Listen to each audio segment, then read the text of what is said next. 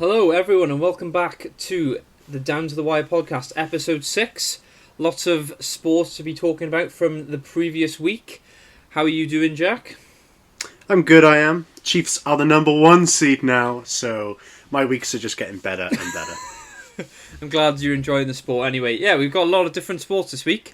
Going to touch on, we're going to touch on a bit of the boxing. Going to touch on a bit of the rugby. Rugby. Just to mix things up a little bit. We're also going to obviously talk about the Formula 1 season finale in Abu Dhabi.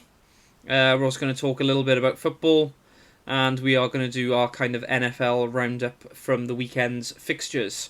You ready to go, Jack? I am, Jack. Excellent, Jack. Right. Well, it's good to clarify. It's good to give people. Got to give them their name. They've got to understand who they are. Right. There's no confusion in this podcast. Very clear. Right, we'll start off with the F1 then. As I said, season finale, Abu Dhabi. It should have been all fireworks and explosions and excitement. Based on the rest of the season, it was a bit anticlimactic, wasn't it? Yeah, very. I think it was more of a case of everyone just wanted to finish the race. They did. Long season, only about 4 drivers had anything to drive for. So, you know what I mean? I think everyone was just like, let's just have a good time, eh? Yeah. I mean, it at the start, as in after the first couple of laps where you just saw, Verstappen just kind of drove off a little bit. Even at each of the restarts he did the same. 2-3 seconds almost instantly. Yeah, I know. I mean, clearly turns. Merc was struggling, weren't they? They said in commentary that Merc appeared to have some sort of power unit problem. So they were having to tone back the amount of power they could get out of the car, which is obviously not ideal. Well, is that to do because of they are towards the end of a season? Because if that is the case, I mean, next year's meant to be an even longer season. Like, it's meant to be their longest one yet. Do you think these sort of problems may start to hamper them at the end of the years? I mean, possibly. I don't know whether perhaps they'll have a slightly larger allocation, because I think I'm right in saying they only had 3 engines this year, which seems... Yeah, they did mention that. Which seems quite small, really. So I don't know whether perhaps they'll increase the number of power units they can use. I mean, from what they were saying in commentary, that's the cause of the issue. It sounds like it was a bit of wear and tear in the engine. Mm-hmm. But yeah, the race kind of... It looked like it was going to have the potential to be one of those ones where... Especially when you have a Merc behind. Whenever the Merc's not on the podium, on the pole, then it sounds like it's going to be a good race because they'll be battling to get it, and you always assume they'll catch up, but that just wasn't the case. Well, they just didn't. It looked like it was going to be one of those ones that things would happen later in the race because of the strategies and all that sort of thing. But at the start, you were like, oh, this is, a bit of a slow burner. I can deal with this. And don't get me wrong, as a Formula 1 fan, I really like the... they like described it like a chess match, where it's kind of like you make your move, we'll make our move, and then as it gets to the end, they kind of, it all kind of plays out quite quickly. But if anything, it just kind of got neutralised by the fact that it had that virtual safety car. It did. And everyone bombed into the pits, and that just killed all strategies because no one pitted more than once. Yeah. It was, I mean, for me personally, this was the first race this season where, we were getting towards the end, and I was like, gosh, this feels like a bit of a long haul. Yeah, it was, and they all seemed to be saying it in commentary, really, didn't they? As in, well, Hamilton was, after the race, was quite heavy on they've got to change the circuit because the drag from the car in front, particularly in Sector 3, it just meant that you can't keep up with them. You just swing all over the place. So, I don't know whether that's track flaw. Well, they said in the commentaries, didn't they? They said that they, is it time for a change of the circuit? Because... in all honesty, I think the only time where, the last race has been exciting was, I think it was the first time Sebastian Vettel won it with Red Bull, but that wasn't particularly... Well, there was at least about 3 or 4 cars going into it, but it wasn't because the race was particularly good. It was because you had, like you said, you had 3 or 4 drivers who could all win. And because they all needed different levels of points, you were constantly looking up and down the grid and being like, oh, is Hamilton there? Where's Vettel? Where's Mark Webber? Where's Alonso? I tell you what, though, and then on races like that, that's where you want to go to Spa or something like that, where it's just a provenly good track that tests everything about a driver and a car. Yeah. And it's like, why go to a circuit like Abu Dhabi, where it's like Hey, you got good straight line speed, great, you can overtake people. And when it gets to sector 3, too bad, everybody, no one's going to catch. So it's just it's not something where you can test your abilities. So if anything, it's a blessing that none of the races go to that final circuit, because it's just a rubbish circuit for it. Yeah, I mean, the thing is as well, I think it's because that race was in such contrast to what we've seen for the rest of the season, as in, like, you know, in the notes I put here, you know, as in thoughts on the idea of like a chess match style race versus just like pure carnage. You know, like where you think of like Mugello, you think of Monza, where Hamilton ended up going from the front to the back. You had, what other ones have we had? We've had Turkey, where it was like racing on ice. You've had, I love the rain. Yeah. Were they raining in? Was it the Nürburgring where they got that really sharp first turn? Oh, it was very the cold, Emilia wasn't it? Romagna, whatever one. Well, that's Emilia. Isn't that Mugello? Emilia Romagna. I don't know. The Nürburgring GP circuit was the one for Germany anyway, but that was freezing cold, so they're having problems with their tyres. Yeah. But yeah, you had a few like that, but that was pure carnage. Yes. As you were saying, that is what made that exciting. It was the fact that something was happening and no one knew how to react to it. But especially when you go to the desert Grand Prix, those ones, because they're so predictable, there's no chance of rain, and the circuits are all about as beige as paper. It's like it's nothing to them. Yeah, and I mean, perhaps we as Formula One fans, we kind of sit here in hope, don't we? When it's these sort of races, we kind of go, oh, you know, it's going to be a chess match. It'll be a slow burner. When realistically, there isn't much hope of that happening. I think, you know. And if anything, the only teams that played the chess match on the weekend were Ferrari and Ricciardo. Yeah, they were the only ones who went, we won't pit with the safety car like everybody else will. Yeah. And if anything, all that did was worsen it, because it meant every person who overtook one of the Ferraris, or mostly just the Ferraris, they'd then build about a 5, 6, 7, 8 second gap on the Ferrari. Then the next person would overtake the Ferrari, and then there'd be 8 seconds for them to try and make up. So it just kind of meant, instead of having a DRS train, it was no one had DRS at any point, because no one could get anywhere near each other, because people were building up too big of a gap after overtaking the Ferraris to ever be caught up by the people who'd just overtaken the Ferraris. Yeah, so it was a bit of a beige is a very good word. It was a bit of a nothing race, in all honesty. Shame for Sergio Perez retiring fairly early on. To be fair though, he can't complain. He won a Grand Prix the week before. I mean, if you gave me one win and then one retirement, I'd take that every day. It's just 2 races. To be honest, I mean, the thing is I think it's just a shame that that's potentially particularly as it could be his last race for a while. For a little while, yeah. Yeah. So, although it was also quite funny, and not for Perez, but more for Racing Point, that because they basically just copied the Merc design. To be fair though, that was part of their deal. I didn't really see why they got penalised for it, but they did get penalised. They lost those 15 points, and Lance Stroll clearly isn't good enough for driver alone to make up the difference to make sure that they finished third in the constructors, and they didn't. Ducks, wasn't it? That was why they got penalised. 15-point deduction. And then they end up third because of it. I mean, fourth rather. Yeah, rather than third. In all honesty, cost them 10, 15 there isn't a lot more to say about that race, to be honest with you. McLaren finished third in the constructors. I suppose that's a bit of a notable mention. You know, that's good progress from McLaren, as in they've. You know, especially now that they've just done that, so that get him a couple more than Racing Point, and they'll have the Merc engine next year. Red Bull will be stuck with the Renault because they're obligated to give them the engine, and McLaren also, after doing the Mercedes deal, have gone and sold about a third of their company to some American consortium, and have got another couple of $100 million, so they could really challenge with that. Although, to be fair, it's probably more wise for them to hold on to that cash and heavily spend it on the new engine for the new spec, which comes out in 2 years, rather than trying to win next year and then being out of cash. The biggest jump for McLaren next year will just be the power unit.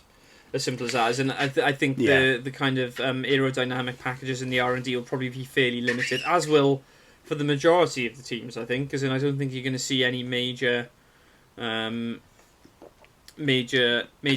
But perhaps we'll discuss that a little bit later. You know, as we do like a mini end of year review, perhaps. They said on commentary, which I thought was quite interesting. Sure to see. Well, it is interesting. I suppose not surprising given current circumstances, but. Shortest season since 1966, 161 days. But it didn't have any fewer races, did it? I think it. Than what was planned. I think we had 17, so possibly a couple. Oh, there's about 4 left. Yeah. Well, it's in next year's 23, isn't it? Oh but then, gosh, but I'm pretty sure next year is a big year, and that's one of the most they've had. But even so, they did well to get 17. You know, for 17 races, 161 days is not a lot of time. No. Like, to be fair, I was surprised when they were doing the back-to-back-to-back weekends. I was like, gosh, here we go. It's a lot. And to be honest, I preferred it. I always get a bit bored in those weeks off. The more consecutive races you can do, the better, I say. Yeah, I don't know whether perhaps there's just the basic want for more, but as in, I don't know, like you said, that the season feels a bit more... It's almost like it feels a bit more intense, doesn't it, when it's kind of all compact together. Every decision or result matters a lot more because you've got less opportunities. In a sense, it actually makes it a little bit more random. Do you know what I mean? It's like if someone tells you, all right, would you rather beat Novak Djokovic in a game of tennis over 3 sets or over 1 set? It's like you'd always choose 1 set because you know you're not going to... Over the longer period, eventually he's going to beat you, even though it's highly likely he'll beat me in 1 set. But, you know what I mean? There's less chance, you know what I mean? If there's an error by him, there's less chances for him to overcome it or smoothen out the curve of the irregularities. So, perhaps next year Merck win it by an even more comfortable margin. Yeah, equally, I think you're right in terms of what you're saying about the compact season, but I think there's an element of a little bit that you lose out because, you know, sometimes like if one of the top drivers does a poor race and then they've got to wait 2 weeks, there's almost a little bit like when it comes back then there's a little bit more tension about it. Maybe. I mean, to be honest, I don't feel like Formula One's a sort of sport where form comes into it as much as some other sports in a sense. Like when you consider a team like Arsenal at the moment in football, and they've just lost, and I think they've lost 4 of the last 5 or something like that. And it's like, as each... Same for Nottingham Forest. I know them because I've been following them a little bit at the moment, and they've lost 5 of the last 6. Yeah. And it's like, every game comes, and you're almost dreading it, because until you get that win, it's constantly another one, and they can't get out of that rhythm. No. And it's just on and on and on you a bit more. But when you have those 2-week gaps, I feel like there's more chance to... I guess. Forget about it, because it's like, well... And also... In other sports, it's like you're playing opposition, so it's all about how you gel and all that. With Formula One, it's if you can't really change too much with that car to make your team revolutionarily better. You can't do a massive transfer unless you're getting an engine off somebody. There's not a lot you can change over those 2 weeks to do anything about it. So it's like, well, we live and we learn and we keep moving on. Yeah. I mean, I prefer the short season. In all honesty, I think it's better. I prefer the more compact. I prefer, from the fans' point of view, I prefer the more compact season. I think, to be honest... But I also want as many races as possible, so... Well, I was just about to say, actually, I think as a fan, I'd almost rather a shorter, more compact season than a... Otherwise it feels drawn out. A shorter season with fewer races than a longer season with more races, if that makes sense. I get you. If anything, when they're going to have the gaps, I'd rather them have the gaps at the beginning of the season, so that at the end of the season, if it's already wrapped up really quickly and it's like, it's a bit annoying, but if it's really tight, then you're getting back-to-back-to-back races at the end, and everyone's like, this is just incredible. You know what I mean? Each week is... What you almost want is there to be too much going on to really delve into 1 week, so that everyone's almost bursting at the seams with a sort of what is going to happen in this week, and it adds the tension, I think. Yeah, I agree. So going on from that, then, you know, like we said, we're doing like a kind of like a mini season review now, and as in, you know, this has been a bit of a bizarre season in the grand scheme of Formula One. So I guess hopes for next season. Then they mentioned in commentary that they think there are rumours that the to be confirmed circuit, which I think is like the 3rd or 4th race, could in fact end up being Portimao, which would be a turn up for the books. I truth be told, I can't 100% remember what that one's like. That's one of those ones which is one of the COVID ones, isn't it? Yeah. Portimao is one of the non-usual. Is that the right way of saying it? It's not one of the ones that's normally on the calendar. Then let's put it that way. Oh well, it's one of those really bendy ones, isn't it? Well, yeah. I mean, I really enjoyed Portimao. I'll be honest. As in, out of the new ones, I think the ones I say new, as in new this season, I think the ones that I enjoyed most were probably Turkey and Portimao. I think. Fair enough. And I do think Turkey was probably influenced by the weather. So, as in, I don't think the Turkish circuit is particularly excuse me, it's not one of my favourites, but I think although it did have that 4 consecutive bends in one turn, which I thought was absolutely awesome. I loved that element of it. But yeah, it's got small good features, but overall on a track, it's not 100% great. Yeah, and I mean, to be honest with you, for Formula One, it's quite nice that, I mean, if they picked any of the other ones, I kind of hope they wouldn't pick Mugello, because as entertaining as that was to watch, in terms of actual racing, it was a bit of a pig, really, as in not a lot happened apart from overtakes on the main straight. But yeah, I think it's nice because Formula One is a bit of a sport sometimes where it can be fixed on, well, we'll do it this way because that's how we've always done it. Particularly with the tracks they go to. So the fact that they're even considering, perhaps one of the new ones, I say new in inverted commas, one of the new ones is quite promising, I think, for the sport going forward. Means they're not kind of closed off. If anything, it'd be good if they start to...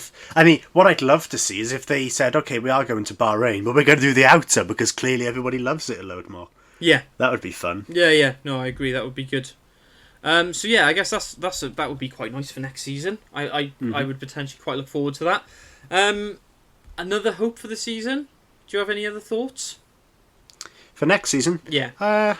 I tell you, it'd be quite nice to see Sebastian Vettel back in the racing point. Good shout. Because it's just nice to see him in a genuinely competitive car. Because as much as everyone can go, he's had a bad season at Ferrari, in a sense, your morale has got to be right through the floor when you know 100%. For the whole season, even if you have the best driving of your career, there's not a hope that you're going to win anything. No. Because the car's just not good enough. Well, and the thing is as well, you just have to look at the complete contrast, as in Carlos Sainz knew at the start of the season that by next season he'd be with Ferrari, and yet McLaren as a team have backed him, not more so than Norris, but as in they've not kind of just put him into the abyss like Ferrari have with Vettel, as in quite frankly they've been races where you're kind of watching why does Vettel even bother, as in his team come on the radio and go, oh, do you want to use plan A, B or C, and you're kind of no,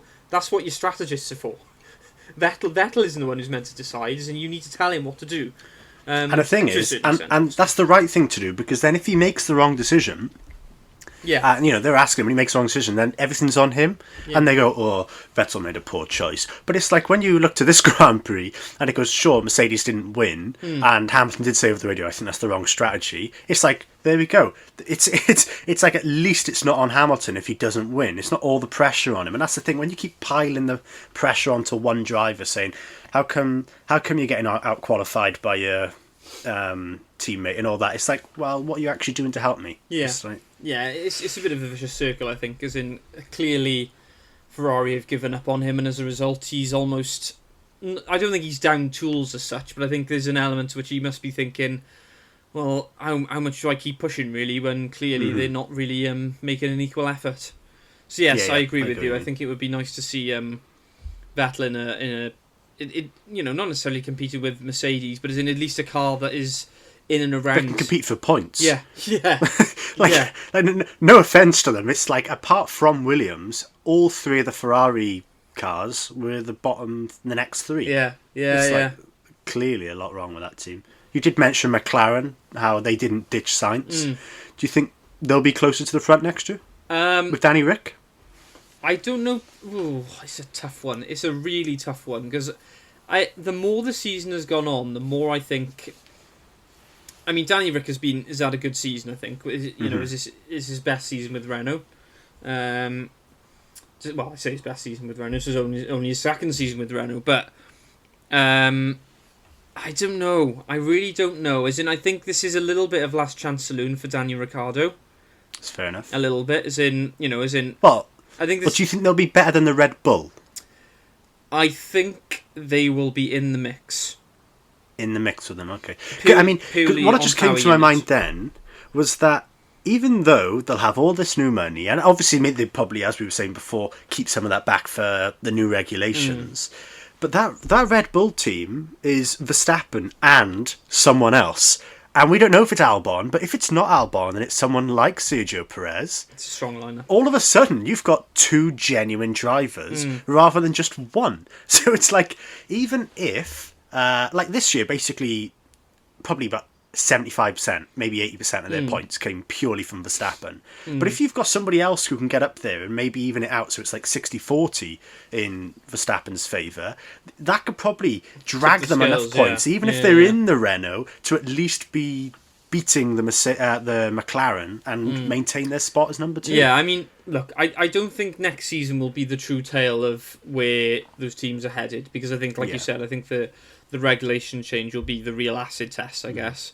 And you never know, the Red Bull might even ditch Renault the year after. Yeah, exactly. They might just be with them as a stopgap towards they can who get knows? But like, you know, deal. It's going to be interesting. It's going to be interesting. Like, the thing I'd say about McLaren is this: they've spent a good few years building now, and each year they've just gradually improved, gone about their business fairly quietly, really under the radar, and then all of a sudden this year they finished third in the championship to a Mercedes team that's just dominated everything.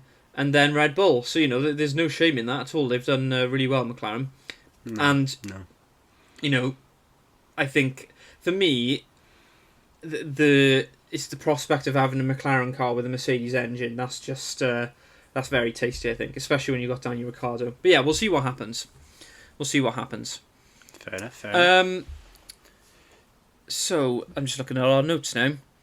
Who would you say is, well, the next bit is sort of like our best race and or driver of the year? Oh gosh, that's a humdinger of a question. Because what I don't want, I wouldn't want to just say Hamilton because he wins, because as good as he was, he is in the best car. But when you look at some of the other drivers, I mean, personally, I'm going to say it's Leclerc, because I think he drove the best with what he had. He scrambled together so many points and so many high qualifying. But he did make a few errors, though. But everyone does. Well, do they, to be fair, that's a good point. Actually, Hamilton didn't make any errors. Do they, though? Pretty much the entire year. If I was to pick a driver for... Oh, gosh, that's hard. That's really hard. I mean, if we're excluding Hamilton, because Hamilton's excellent... Do you think it's, without a question of doubt, Hamilton has been the best driver this year? Wow. Simple as that. When you just look, the bottom line is this, right? But he's not even been tested in a way. But then this is the thing, though, right? So people say, right, oh, it's the car. It's like, well, if it's the car, why isn't Valtteri Bottas winning equal amount of races as Lewis Hamilton is? So I'm not saying that it's not even slightly the car. The car is clearly outstanding, right?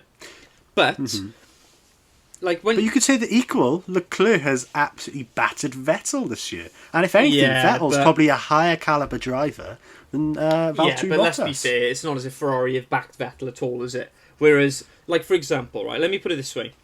So, when Sebastian Vettel was at Red Bull, Red Bull said Sebastian Vettel is our number one driver, right? They backed him. I think it was at Silverstone, I can't remember what year it was, but they gave Sebastian Vettel the upgraded parts, and they didn't give them to Mark Webber. You know, that's a statement. This is the driver we're backing. Yeah. Ferrari did the same thing with Michael Schumacher and Rubens Barrichello. They were like, Michael Schumacher is our number one driver. Mercedes, at no point do they ever say, okay, Valtteri, can you let Lewis overtake? Whoever's the front driver for Mercedes decides what happens with the pit stops. Yeah. So, although Hamilton... Would you have said Ferrari did that at any time this season, though? Well, because I mean, the only notable time this season anything that's really happened was when Racing Point gave the spec upgrade to Stroll over Perez. But apart from that, I don't think it was a big year for the team orders or whatever. But what I mean is if you're saying, Hamilton, you know, as in... You said, like, Hamilton hasn't really had to race anybody. In one sense, no, because he's just been much quicker than everyone. But in another sense, yes, because at no point have Mercedes said, right, we're going to back Lewis Hamilton. Valtteri, can you back... Yeah, so, but the more so of my point there was that I know Hamilton obviously was dominating Bottas, so that is why he didn't have to. But in a sense, I was more saying because Leclerc, in that Ferrari, has always been in the middle of the pack. So he's always had to be battling against other drivers to get up the rank, you know, up the positions. so that would cause more mistakes. Whilst when you're at the front and there's nothing, there's less chaos in a sense because no one's there to challenge. Do you not think he's had less opportunities to make mistakes? Well, no, because when you look at the mistakes that Leclerc has made, as in, like, you look at the one he made in Austria at the very start of the season, doesn't matter where you are in the pack, if you're trying to overtake somebody like that, that's always going to end in tears. Same in Bahrain, as in he puts his car up the inside and locks up. It doesn't matter how many cars you're having to overtake. If you're locking it up, you are going to end up ploughing into somebody. Yeah. I get what you mean. Well, okay. Well, what about on the flip side is Max Verstappen not once this season really made a mistake. No. Would you potentially say that he has had he was the best driver of the year? Because I mean, you look at how much he outperformed Albon. Is there an argument to say perhaps the Red Bull car isn't as good as they think? I mean, I'll be honest with you. I think that's more of a reflection on how poor Albon is than how good Max Verstappen is. Without wanting to be too... Probably.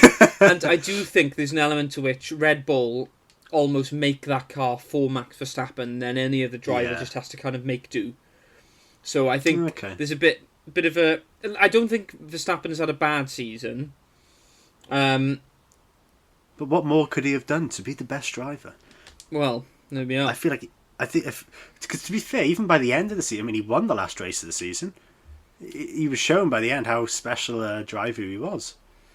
But yeah, perhaps we'll just agree to disagree on who we think was the best driver of the year. But I'm certainly going to put Leclerc forward, and I assume you're putting Hamilton forward. Well, not necessarily. I mean, I think at the end of the day... apart from Hamilton, then you were going to say. Apart from Hamilton, I think Gasly's had a cracking season. I was just thinking about him. Gasly has had an excellent, considering he's in the AlphaTauri as well, as in not a bad. We don't actually know how good that car is though, because when you look at Kvyat, he's always in the bottom half. Obviously, towards the last 3 or 4 races when he knew he was basically going to be out of a seat, but it's probably his last race of his career, maybe even. It's like he was driving for his life, and he did start to outperform Gasly towards the end, but.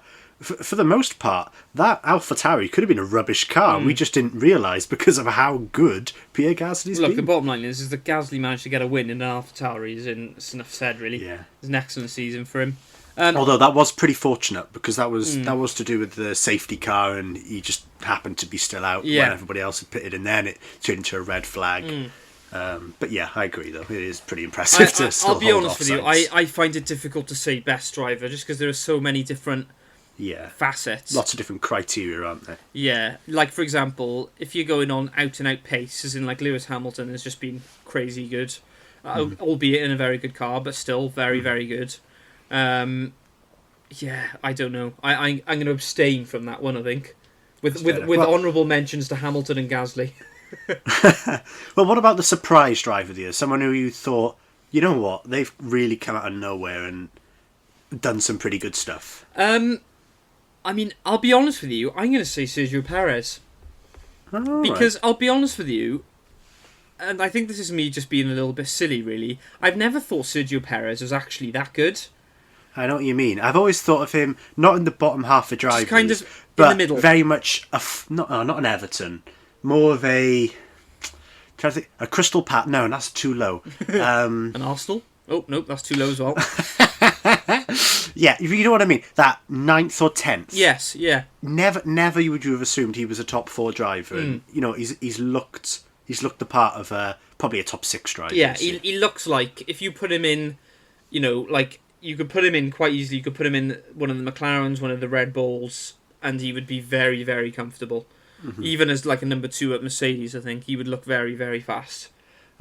So, in that sense, I would say surprise driver, possibly Sergio Perez. Yeah. Any drivers you think in particular may not be in Formula 1 next year or the year after? I mean, we did find the qualifying head-to-heads, and, I mean, Verstappen out-qualified Albon, 17-0. Yeah. Obviously, Latifi's not going to lose his seat because he's paying for it, but he lost 16-0. Yeah. I'd be surprised if Ocon's there after next year. I wouldn't be surprised if they replaced him with like a Gasly because all French. Ocon has had a bit of a, you know, as in I remember when he lost his seat at everyone thought it was a bit harsh when he lost it at racing point. Yeah, when he lost his seat, everyone was like, oh really, that's a bit unfair. And now you're kind of looking at it and going, well, maybe he's not going to. You don't look at him and think he's going to get one of the big when seats soon. Ocon left, and it was rumoured that he was coming back. In my head, the order of things probably would have been, in terms of the next big thing, in inverted commas, you probably had Ocon followed by Russell. But now I wouldn't even have Ocon in that same bracket, really, as in Ocon's not had a good season at all. No. Could be a bit rusty, to be fair, as in, he had a year out of the sport, and then he's come back into a season that's, like, particularly bizarre. Mm-hmm. So, yeah. But, I mean, without wanting to be too brutal, I think the ones at risk are probably... Albon's got to be at risk. Yeah.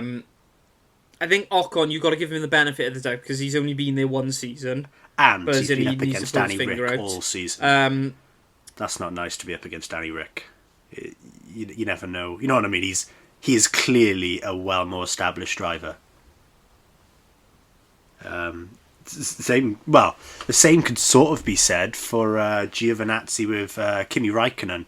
It's like he's clearly out qualified. Well, he actually out qualified him 9-8, which is actually, you look at Giovinazzi and you don't think he's ever going to end up in a big team, but he's just out qualified Kimi Räikkönen. Kimi Räikkönen's got a world championship, hasn't he? I'm not sure. I feel like he got one against. I thought he beat Hamilton to one. Oh yeah, sorry, yeah, in 2007. Yeah, sorry, I was in a world of my own then. Yeah, yeah, Kimi Räikkönen. Kimi Räikkönen won the world championship in 2007. Yeah, sorry. Yeah, but yeah, so I mean, you don't. But the thing is, you don't look at Giovinazzi and think he's ever going to get one of those big seats. But perhaps he deserves one next year. Well, I don't know. I mean, I think, I think Albon's at risk. Kvyat is at risk, I think, potentially, purely on the basis that they've got kind of Tsunoda biting on his heels coming from Formula 2. Mm-hmm. But I mean, it's pretty much guaranteed he's probably not going to be there next year. But it'll be interesting to see what happens, I guess. And obviously Hamilton is still not confirmed for Merc. No, that's a good point you bring up there, because it's a triage of drivers that could be in the Merc team next year. Bottas, I mean, I don't know if you're aware of this, Bottas removed Mercedes from his Instagram bio this week. Ooh, leaks. I know. You heard it Who here watches first. these Bottas things to find them out? Mercedes. This is it. Official. No. But yeah, Bottas removed Mercedes from his Instagram bio. Why is that? Hamilton hasn't signed a contract yet. Why is that? Is he going to leave it out? Do you think he might leave with sort of the legacy hanging in the air so nobody knows ever how good he could have been? Oh, maybe.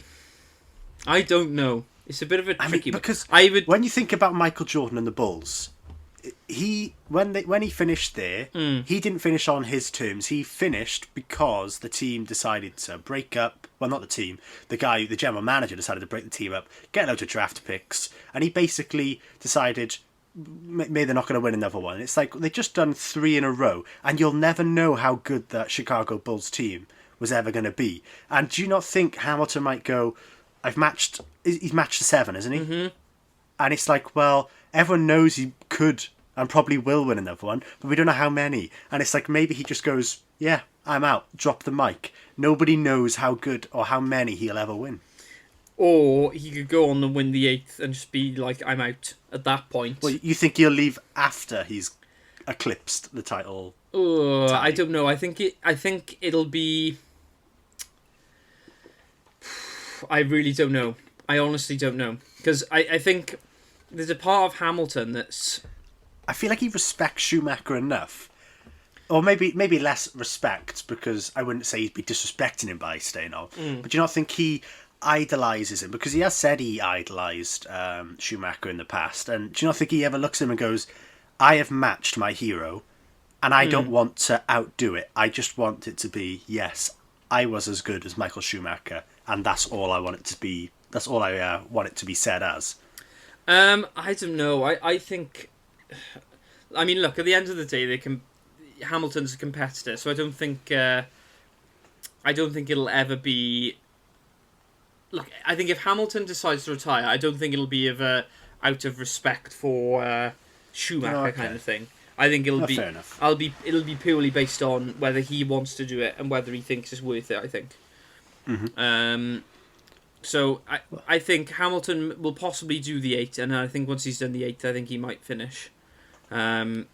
Just because I think, you look through the sport, and I can't, as good as some of those other drivers are, I can't see them being as dominant as Lewis Hamilton has been.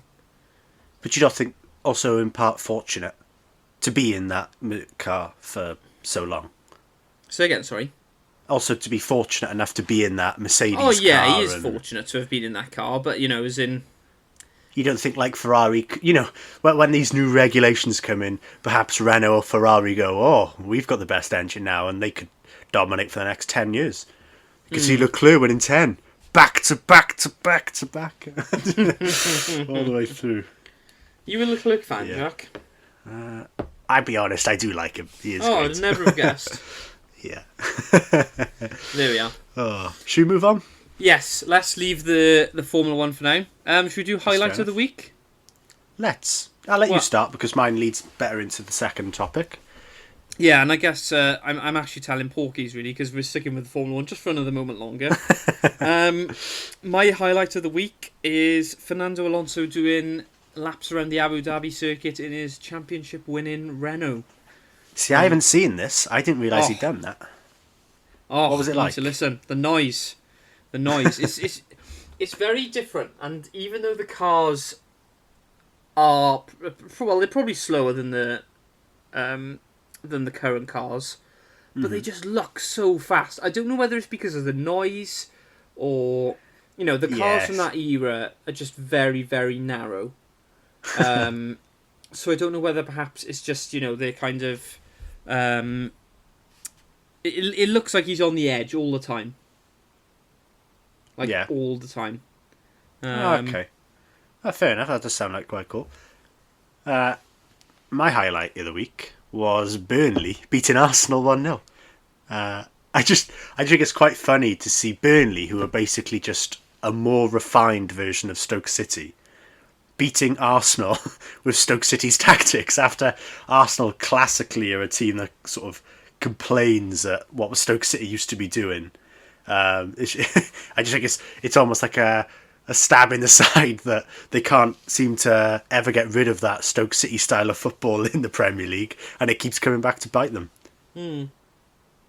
Yeah. But yeah, that's my highlight of the week. Yeah, Arsenal are really struggling. Struggling. In a good way, eh? Yeah. Loving it. Right, should we move on to the football? Let's. Do you want to kick this one off? Because you're a Manchester United fan. Manchester Derby. Yeah. Nothing happened. Yeah. You're just watching it. You're just kind of waiting for this thing. You're almost poking it. It was like, but I mean, I can't remember any of the shots that happened in that game. That was how few and how poor everything was. It was just like, okay, yeah, this is a Manchester derby, but it did seem to lack a bit of pizzazz. Do you think that could have been done with the fact that there were no fans in the stadium? I mean, I don't know. I mean, I'll be honest with you. I feel like you think of all of the matches that we've had so far. Are you really telling me that this is the first match where not having fans made a difference on the quality? I just think it was a poor game, in all honesty. Yeah, I mean, to be fair, though, this is very sort of prototype what Guardiola's been doing these last few years, where it almost feels like he's less focused on ruining teams, and he almost goes, like when someone sort of overworks it and then is just he's almost playing a brand of football that he can't lose almost doing it, even though he is. But in a sense, he's not really going to win using the same tactics either. No. That's why he's getting a lot of these quite low-scoring games where he's not even like destroying the smaller teams anymore. It's just a couple of 2-0ers, against those guys now. Yeah, it was not a good game really. I mean, look, obviously I can't speak from the perspective of a United fan, obviously, but I don't know. It just seemed a little bit meh. Didn't seem to be much. Yeah, to be honest, though, even as a United fan, I don't mind. If you're taking a point off a Manchester City team, it's a happy day. I mean, it could be worse. You could be drawing against a team like Fulham. That would be. That's 2 points drop there. I almost feel like it's 1 point gain to you. Yeah, yeah. Yeah, it was. It was a bit disappointing, to be honest, because even as a neutral, you like to see the big matchups, and I really don't know. I mean, yeah, just a bit odd, just a bit odd. Yeah. Right. So moving on from that, then we've got Liverpool versus Fulham. Also a bit of a weird game. As in. So the result was 1-1. Spoilers. I don't know. It was just a very, very bizarre game, I thought. Another one, bit of an odd game. Liverpool didn't really get going. I don't know. I would like to think that Liverpool are going to improve over the next couple of weeks, now that they've got a bit of a break. Injuries clearly appear to be having a toll. Hopefully, we can pick up the result. Isn't it? Especially if we want to, if we want to be pushing for the league. To be fair, like some of the other teams appear to drop points throughout the season. Throughout the weekend. As in Spurs drop points. Chelsea dropped points as well, didn't they? Am I right in saying that? Yeah. They lost to Everton. They did lose to Everton. So yeah, I think for Liverpool to have a proper run at the challenge, the title challenge. These are the sort of games they've got to be winning, really. So yeah, that was my thoughts on Liverpool versus Fulham from a Liverpool fan's perspective. And it's it's like you've put in the notes here. It seems like no one wants to win it. No, it really does seem like it doesn't seem like seasons. anybody can get anything going, can they? It's No. like as soon as one team looks like they're going to be the ones to take the initiative and start winning some games. As soon as anyone tries to do anything, no one can get anything going. It's a bit of a stop-start season, I think. Yeah.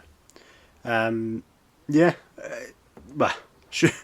Yeah, it's just a really awkward season. It's like just when you think a team like Chelsea's going to start dominating, it just doesn't happen.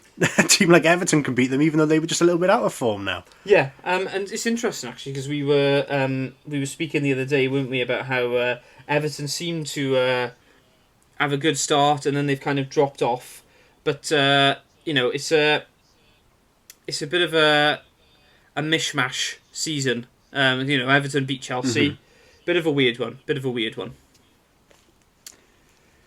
Yeah, I mean, I don't really know what to say about them. It's just such a bizarre season, especially with Liverpool as well. Like they'll go up, they'll go back down. Tottenham, they'll go up, they'll go back down. In terms of like what they're winning and what they're losing. Now Chelsea have sort of caught that plague, and then all of a sudden you're letting the Manchester teams. If they win both of their games, they're going to be right up there now. Yeah, definitely. Right, Arsenal Burnley. This was your highlight of the week, as you said. Burnley 1-0 against Arsenal. They won. Arsenal are not having a good time right now. No, and I'll be honest, it's quite nice for it not to be United being the team lampooned that is sucking, because it has been us. We've had one or two awkward ones. And it's just quite nice that it isn't us anymore. It is well and truly Arsenal, the established former top 6 team that is struggling. Yeah. It's not United anymore. And it sounds like it's starting to go a little bit sour there as well, as in for a while it was kind of, we back Arteta, he's one of our own. And now it's kind of like, nah, Arteta out. Well, who are you backing for their relegation scrap? Would you rather have Sam Allardyce or Tony Pulis? No, so if there are I would love to see if there are that. any Arsenal fans listening now, they are going to be raging. I mean, look, as a Liverpool fan, it does happen. You can end up in those kind of tricky situations. As much as you think, oh, it's all right, we'll be fine. We're Arsenal, we'll be fine. As in, it's surprising how quickly it comes around. As in, you need to do something to change it up quickly. So, yeah, I don't know. And the thing is, as well, is in for a few years now, we've kind of seen teams that'll just change your manager in order to get that kind of boost. Yeah. But sometimes it doesn't always work. So yeah, it'll be interesting. Yeah, to it see doesn't what happen. happens. It's quite a lost. Although all they've got to do is make sure they don't do it at the wrong time of the season. That's what Watford did last year. And it's like, well, Nigel Pearson has sort of done a miracle in getting you off 20th and all the way up to 17th. Yeah. Which is just outside. And it's like, but they weren't happy. Yeah. And they went, we'll sack him with 2 games to go because he loses one important game. And it's like, well, they get relegated. And it's like, well, was that really the wisest choice? Yeah. You've got no sympathy in those situations. No, there we are. It'd be like the same as if Arsenal were to sack Arteta now and then replace him with someone like Patrick Vieira. Yeah. And it's like, okay, he's one of your own as well. But what you need right now, if you are going to get rid of Arteta, is to replace him with someone genuinely good. Yeah, no, you're right. Someone genuinely proven. Yeah. A Max Allegri. A manager like that, you know what I mean? Someone who got a bit of rigour about them and he's had the experience of particularly turning some less good sides into potentially battling for Europe again sides. He did it with one of the Milans, I believe. Yeah. There we are. So that's kind of the results that we're going to talk about, I guess. So, best start to a season ever? I'd say so. In terms of how competitive it is, you mean? Yeah.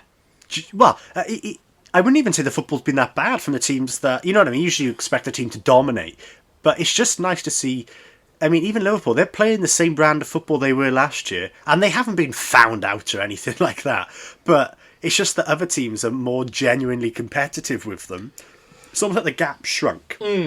I definitely say Liverpool have lost a touch or two because they haven't got your Virgil van Dijks and your Joe Gomez is sat at the back. You know, there's a lot of disturbances in that team, but it's more so from the point of all the other teams have taken that extra step. They've invested well over the summer. Yeah. And I mean, just for stat wise, 7 teams are within 3 points of first. That's if United and City win their games in hands, and Villa, I believe.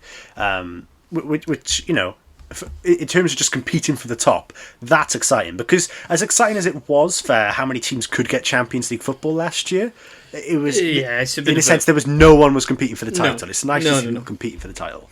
Yeah, I mean, it's as a Liverpool fan, I prefer the way it went last season. I'm not going to lie. But as a football fan, as in, you know, you want it to be as competitive as possible, don't you?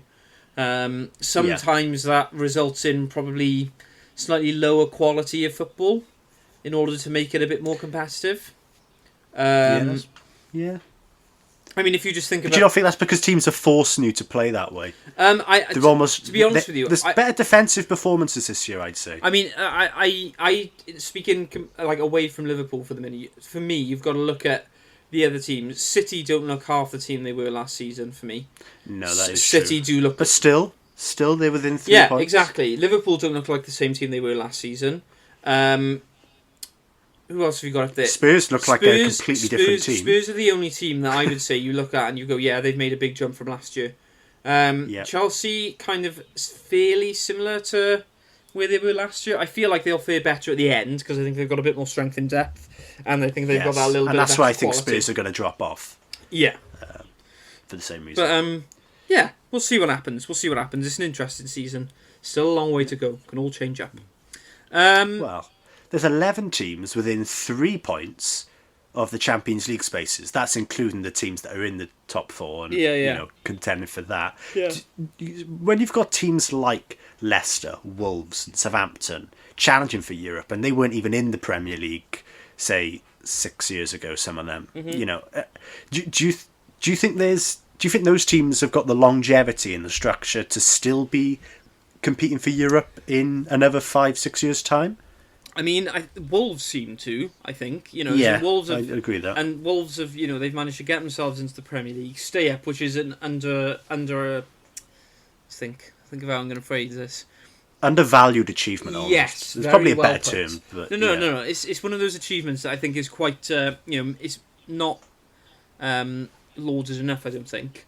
So I think Wolves are in a good place. I think Leicester are in a good place as well. As in, at the end of the day, Leicester have won a Premier League title.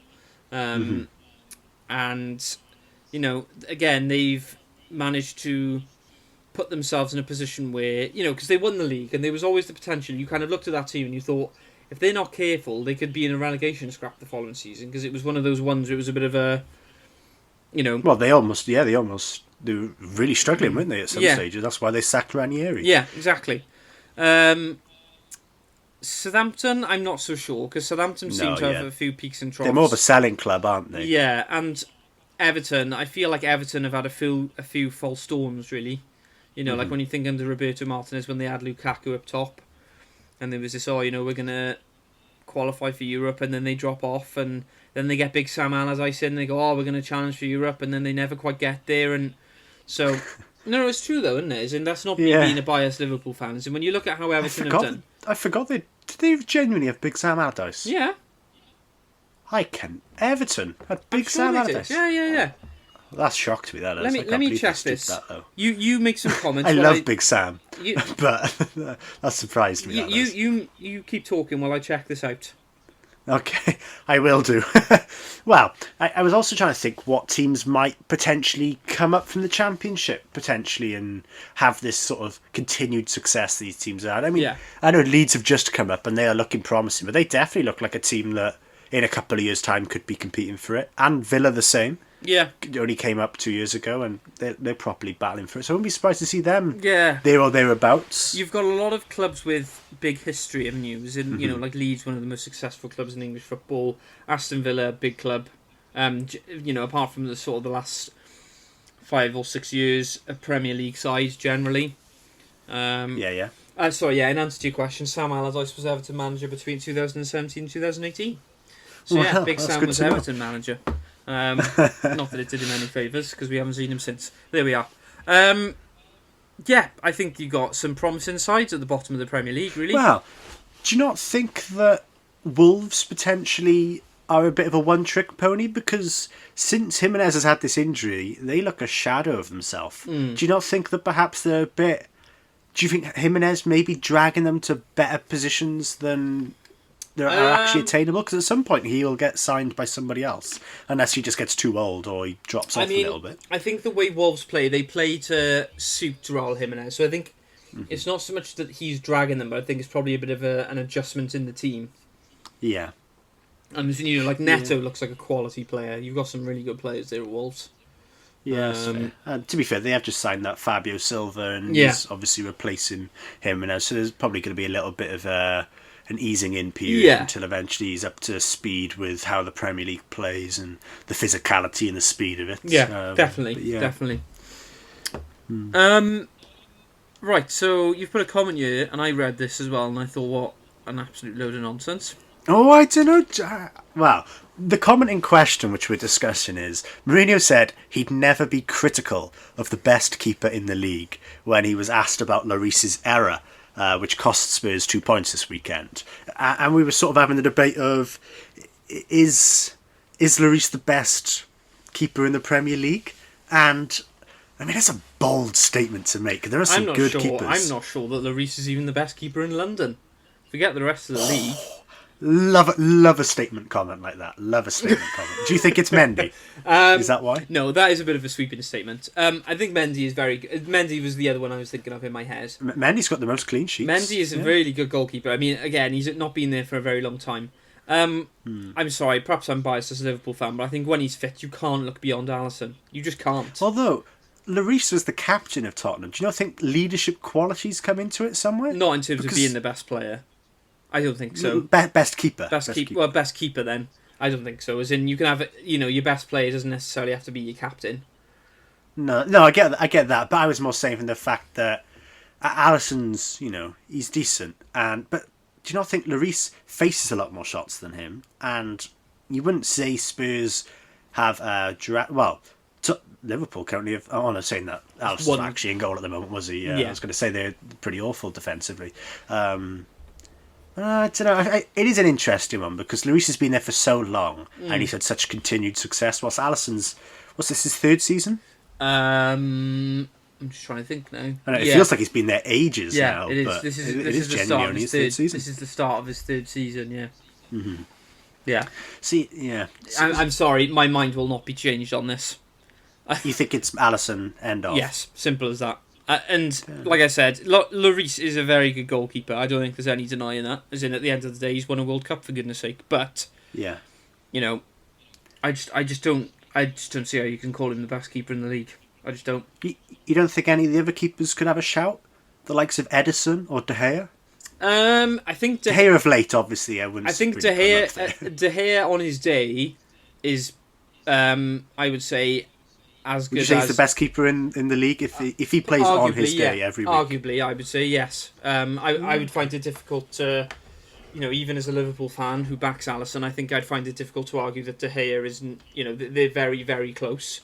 And De Gea, apart from the past sort of year and a half, for many, many years, I think David De Gea has made United look a lot better than they are because he's just outstanding. That's probably true. He's kept United in a lot of games. I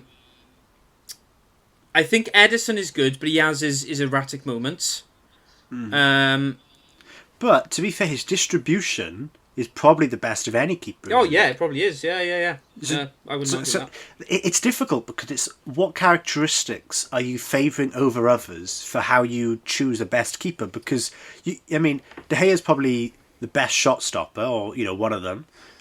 And then you've got Addison's the best distributor of the ball. You've got Lloris, who probably has got the best leadership qualities. And then you've got Alisson, who's probably the best all round. And it's like, what are we looking for as surely pure status? For a goalkeeper, you need a bit of all round, don't you? Yeah, that is probably true. As in, there's no point having a good goal, as in a good shot stopper who can't pass the ball out from the back. There's no point having a goalkeeper who can pass the ball out from the back, can't save a shot. Do you really though? Because if he can stop the goals going in, that's kind of the be-all and end-all of being but this is the goalkeeper, isn't it? And I'll tell you why I have strong feelings about this. When Liverpool bought Simon Mignolet, his statistics... Simon Mignolet. I'm going to call him Simon, because that's how it's spelled. And I'm not Belgian. Hasn't he got an E at the end? No, I don't think so. Maybe it does. But even so, Simon. But even so, that would be Simone, not Simon. But anyway, Simon. Mignolet, we'll just call him Mignolet. He statistically was one of the best shot stoppers in the league when Liverpool signed him. And how did that work out? Yeah, I guess because no one's really plugging away at Fabianski to join them because he makes the most saves in a season. So it's a bit of an all-rounder. And look, if another manager said that, I'd be like, oh, that's interesting. I think they have a point. But Mourinho is like the mind games master. But at the same time, he knows good defence. It's in like Mourinho could be at any team in the world and say that statement. And you'd be like, it's Mourinho. He's saying that, and he has worked with David De Gea, Petr Cech, Iker Casillas, Handanovic. I don't really rate Handanovic that highly, but you know what? He's coached some of the best goalkeepers in the world. But let's remember this. Who was the man who basically nearly drove Iker Casillas out of Madrid? Mourinho. Jose Mourinho. Would you say that David De Gea's best years were under Jose Mourinho? No. But I think that's more him and problem is Handanovic that good a goalkeeper? No. But Petr Cech is undoubtedly one of the greats. Probably one of the top two goalkeepers in Premier League history. The other one being Edwin van der Sar. I think we should agree to disagree on this one. Because on which one? On this, you are agreed that Edwin van der Sar is probably no in the top. I mean, two. I meant agree to disagree on the never be critical of the best keeper in the league when talking about Hugo Lloris. Yeah, that's probably true. Yeah. There we are. Right, Champions League draw happened earlier this week. Now I said it happened today. Sorry, it happened today. Oh no, that's how up to date we are. Sorry. It wasn't the Champions League draw I was referring to that happened earlier this week. It was just the teams that were in the knockout stages. Yeah, but the draw has been done today. Yeah, so I don't know if you noticed that on that little I did. bunch of names. Oh, you had? I did, yes. I wonder if you still look at them thinking they're the same teams as before. No. Right, shall I quickly run through the fixtures? Yeah, bang them out. Right, Mönchengladbach versus Man City, Lazio versus Munich, Atletico versus Chelsea, Leipzig versus Liverpool, Porto versus Juve, Barcelona versus PSG, Sevilla versus Borussia Dortmund, and Atalanta versus Real Madrid. That is a sensational quarterfinal draw. Not because those quarterfinal games are particularly amazing, but because 16, yeah. you can almost predict the winners of all of them, and it means the quarterfinals are going to be insane. You're going to have Man City beating Mönchengladbach, I'm going to assume. I mean, this is sweeping statements I'm making now, but Man City are going to beat them. Bayern Munich are going to beat Lazio. You're going to have Atletico or Chelsea. Yeah. Both of them are good. You're going to have Liverpool beating Leipzig. That's almost a guarantee. Juve are probably going to beat Porto, unless Ronaldo doesn't hit form. You're going to have either Neymar or Messi in the Barca versus PSG debacle. To be honest, Sevilla Dortmund could be the worst of the lot because Dortmund have just sacked them, or they've sacked their manager and all of that. And then you've got Atlanta against Real Madrid, and Real Madrid will go through. So out of that, you're looking at some proper stellar teams going into that quarterfinal. But I would say as well, even the lesser teams, we'll call them lesser teams. That's not really a fair statement, but you know what I mean by that. As in, I don't know what's been happening with Mönchengladbach, but I'm pretty sure this is like the first time they've qualified for the knockouts. I'm sure I read that somewhere. Is that true? Yeah. Wow, so that's surprising me because they've actually been an up and coming team in the German league for quite a little bit of time. Yeah, and you've got like Atalanta, as in Liverpool lost to Atalanta. Atalanta are a good side. You've got Sevilla, a very attacking side. That's for sure. You've got Sevilla, very stubborn side. You've got Porto. Again, don't know a massive amount about Porto, but as in, they're one of the better teams. Leipzig are no pushovers, as in United have seen that. We're out of it because of that. Yeah. And then you've got Lazio, who have, I'm pretty sure Ciro Immobile still plays for them, doesn't he? And he's a quality player. I'm pretty sure he still does anyway.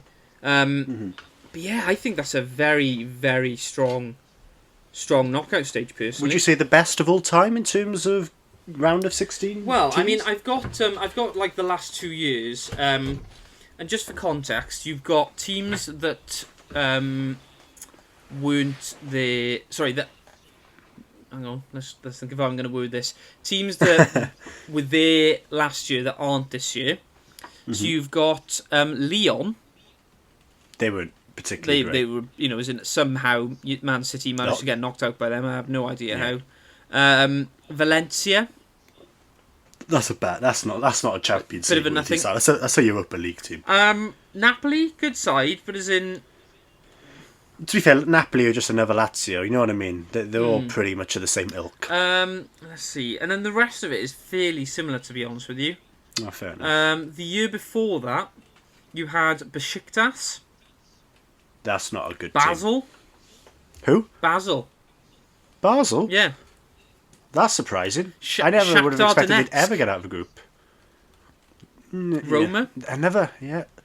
These aren't good teams. These are okay teams. I think this is arguably one of the stronger last 16 lineups we've had in a couple of years now, I think. Yeah. Is it like even the worst team? You'd probably say out of those teams that Mönchengladbach would probably be the weakest team, right? Or Porto. But as in those are or still Lazio. You don't know what Lazio are really made of. But as in they're still very good teams. Yeah, like compared to absolutely. Lyon or Shakhtar. Wait, Mönchengladbach, I think they're over second and third, but for a large period of last season they were leading the German league. Yeah. So they're not a pushover.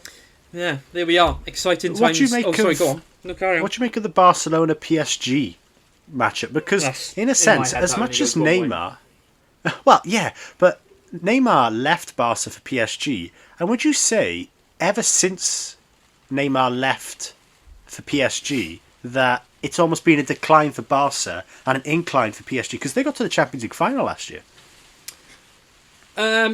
Yeah, I think they've both gone on very different trajectories, to be honest with you. And I think Messi could be there next year, couldn't he? Yeah. I don't know. As in, for me, Barcelona, the only way Barcelona have a chance of winning that game is if Messi's on form. And when your player doesn't want to be there, how on form are they going to be, really? Well, you think it's going to be a landslide victory for PSG? I don't know about landslide, but it's okay. It's only because you said you can only see it going one way. I thought you just assumed already that it was going to be PSG. Well, I think it'll be PSG. Okay. I think it'll be Fair PSG. Enough. I don't think it'll be landslide, though, as in I don't think you can ever see a game like that is going to be landslide when it's between Paris Saint-Germain and Barca. Fair. But as in I'm not going to say I'd be fairly confident because it's football, but is it not? My personal opinion would be that it would be Paris Saint-Germain, not Barcelona, going through there. Fair enough. That's fair enough. Right, should we leave the football there for this week? Let's do that. That's a lot. That's a lot of football we've talked about there. Right. But good conversation all the same. Yes, very good conversation, and very good conversation. I'm very excited for that Champions League draw. As both as a Liverpool fan and as just a football fan in general, looking very tasty. You know what's gutting? If United had won that game against Leipzig, they'd be United against Liverpool in the Champions League round of 16. How tasty would that have been? But oh well, we live and we have to deal with it. Well, I mean, Liverpool is still through, so I'm happy. But there we are. You enjoy your Europa League fixtures on a Thursday night, mate. Oh, I know how that feels. We're coming for the league title, that's what it is. Oh, we are reserving ourselves for the league title. Okay, there we are then. Right, we're going to move on to boxing now. That's my response because I don't really know much. Right, well, neither do I, but we're going to talk about it all the same because me and you came to the sudden realisation earlier this week that the Formula 1 is finished. And yes, we're probably going to still talk about Formula 1, we're going to talk about the gossip. I was thinking perhaps we could even watch some old races and review them. Who knows? Maybe. But we're going to have to start talking about some other sports apart from football, Formula 1 and NFL. So my suggestion was darts. And I said, get in the bin. So we're on to the boxing. Right, I'll fully admit, I don't necessarily have a wealth of knowledge about boxing. I find it interesting. What about you, Jack? Yeah, I know Anthony Joshua. And I know Tyson Fury. Well, that's and good I know for this topic of conversation. Deontay Wilder. Those are the three names I know. Good. Well, that is very much the topic of conversation we're going to be talking about. Anthony Joshua beating Pulev on the weekend. Right, before we carry on, I'm just going to double check that is how you pronounce his name. I'm sure it is. Pulev sounds good. It doesn't sound off. You know what I'm talking about. Anyway, so Anthony Joshua won his fight on the weekend, fairly convincing from what I've read. I didn't watch the fight. I read up about it afterwards. Seemed like Anthony Joshua did Anthony Joshua things and kind of punched himself out quite early. Yeah, that's fair enough. And there's basically now that he's beaten Pulev, it's almost certain that he's going to fight Tyson Fury next.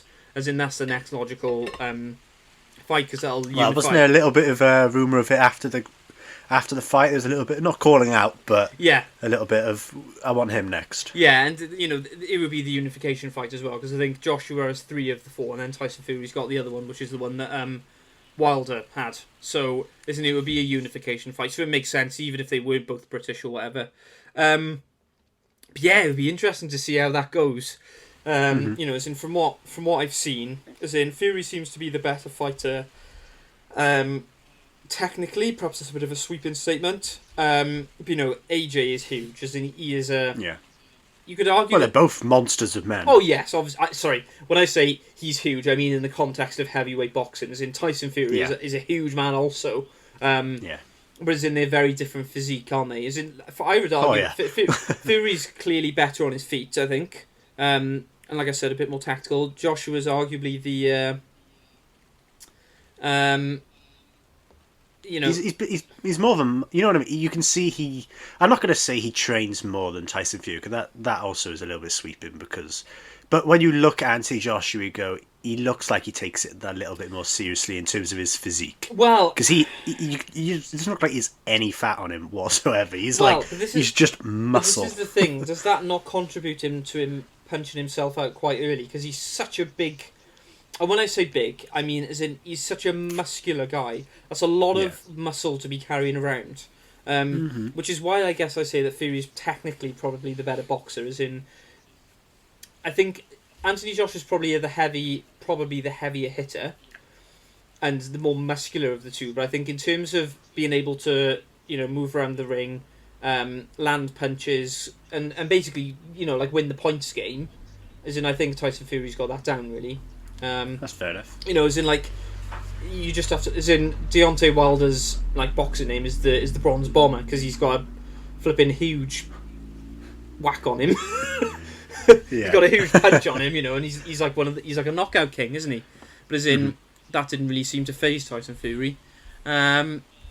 So yeah, you've put a note in you about the sports personality for. Yeah, well, I was more just the sort of idea that. well, Tyson Fury said he doesn't want to be on the BBC Sports Personality of the Year shortlist for Sports Personality of the Year because he said he is the people's champion and he doesn't need verification or any awards sort of to lead to that. But would you say Britons in particular would, especially the average man, do you think they associate more with Tyson Fury because he's got a lot of demons in his history compared to the Anthony Joshua who's more of a prince of boxing in a sense? Well, I mean, the thing is if Tyson Fury's got firstly I say underdog. When I say underdog, I mean in terms of his return, as in he came back from the depths, didn't he? And I think that's been well documented. And he's just a bit of he's just a unique character, isn't he, Tyson Fury? Which I think is what everyone loves about him. Also, clearly a very, very gifted boxer. You can tell that clearly he's worked very hard. There's no doubt about that. But there's almost like a natural kind of instinct in how he goes about things in boxing. I think with Anthony Joshua, there's clearly, again, very good boxer. But I think there's that element of, like, when you look at the fights he's had, as in, when, like, for example, Tyson Fury, he comes back, and within, like, 3 years, he's already fought Deontay Wilder twice. Anthony Joshua he's yet to fight Deontay Wilder, for some unknown reason. Is he actually? Yeah, Anthony Joshua has not fought Deontay Wilder, which is why... because he's scared? Well, hey, you said it, not me. I don't think it's a case that he's scared, but as in, I think Eddie Hearn, as in Joshua's promoter, I think he's very savvy and he's kind of... Let me put it this way. Anthony Joshua seems to me a bit more like the modern boxer, where it's all about you very tactically, you work your way up and you pick your fights very selectively in order to get to where you want to go. It's almost like brand Joshua. Do you get what I mean? Yeah. Whereas Tyson Fury... Whilst I guess Tyson Fury is more of a cult figure, isn't he? Yeah, and Tyson Fury he is like... boxing. He is what everyone wants boxing to be. Exactly, and Tyson Fury is kind of like, I want to fight Deontay Wilder. Let's fight Deontay Wilder. And they just do it.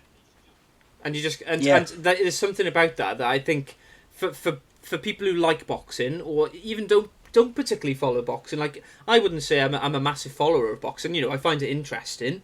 As I do with a lot of sports. But as in, I think as a non-box... Like, I don't come from a boxing background. I don't know a lot about boxing at all. Yeah, me neither. I haven't won any heavyweight titles yet. Yeah, not me. I'm saving my body, Yeah. Body's a temple. Don't want to abuse it like that. But as in... Don't want to be coming away with muscle I've completely injuries. lost my trail of thought now. But yeah, sorry, I think that mentality of, we're fighting this guy, let's just go and do it, is quite appealing. That's what I was going to say.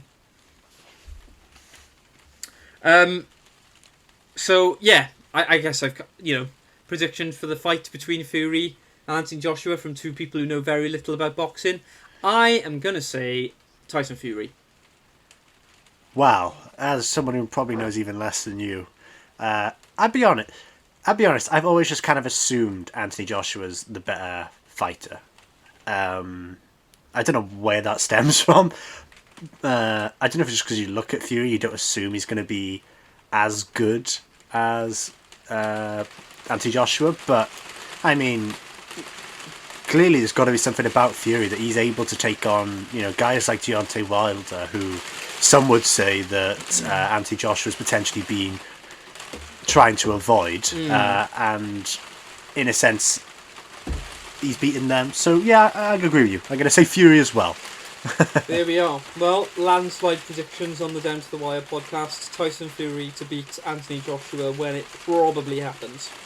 But it's just great for British sport, really, isn't it? As in, it's I can't think of a time where you had two or more than one British person being at the pinnacle of sport, of one sport. Sorry, do you get what I mean? I do get what you mean. Well, when you suggested this, I did have a quick look at some... not a look, but a think of who in the past I could sort of possibly contradict this with. I could think, if you thought of team sports, I know it's less British individuals doing it, but you could have United and Chelsea, they both got to the Champions League final. You could have Liverpool and Spurs then. That is true. You could have Liverpool and Spurs, that is true. I mean, I wouldn't have that Spurs team quite as vintage as the other three, I'll be honest. I was thinking that as well. But there we are. But I did think, well, Hamilton and Button, were they ever 1-2 in the world? I don't think so. Not, as in when when Button won the championship, Hamilton was a little bit of a way off. And then when Button moved to McLaren, they never quite, as in obviously they were still in Formula 1, but I don't think they ever won, when Hamilton won his titles, Button was never second, so let's put it that way. Okay, and vice versa. Okay. But then I did think perhaps some of the less talked about sports, the triathlon, and I thought Johnny and Alistair Brownlee, they have been dominating that profession for quite some time. Yeah. And then I thought a sport closer to my heart, cycling, one of the three parts of the triathlon. Okay. Geraint Thomas, Chris Froome, Bradley Wiggins, they've all been at the pinnacle of that sport for the last 5, 6, 7 years. Yeah. So I think definitely you can put, particularly them guys, because that is a more well-known sport. I definitely put them in that conversation. I'd say of British, a group of British people being at the top of the sport all at one time. Yeah. Fair enough. I mean, I can't argue with that. I think the cycling is a good shout actually. Yeah, I know. And I guess I'm boxing. great like that. Yeah, you're good like that. So I do a podcast with you, mate. The thing is, I guess the boxing one is slightly different, isn't it? Because you're competing directly against, it's 1 versus 1. So I guess it is slightly different in that sense, isn't it?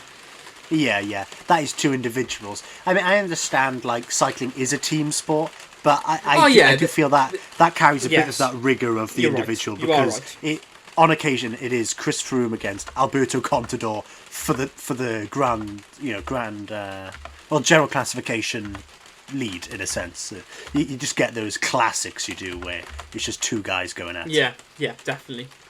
Right, we'll leave the boxing for now, because I'll be honest with you, I don't think I've got any more in my brain about boxing than that. That's fair enough. So who knows? Perhaps we'll develop our knowledge a little bit. Yes. Over time. Right, we're going to move on to the rugby now. World Cup draw happened. An interesting week. Very close to this podcast, actually. Today, wasn't it?